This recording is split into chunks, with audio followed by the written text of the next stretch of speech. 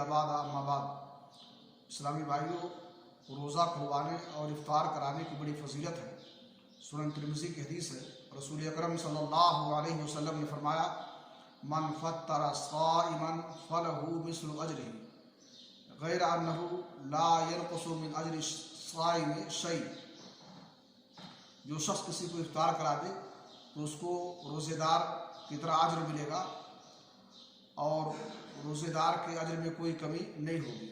बाज़ लोग इस अंदेशा से दूसरों के यहाँ इफ्तार नहीं करते हैं कि हमारे अजर में कमी हो जाएगी, ये उनकी गलत फहमी है।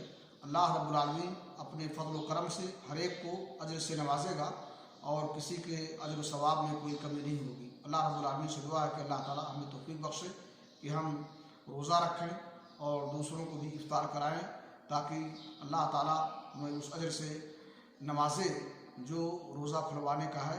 वाखिर दावाना अल्हम्दुलिल्लाहि रब्बिल आलमीन।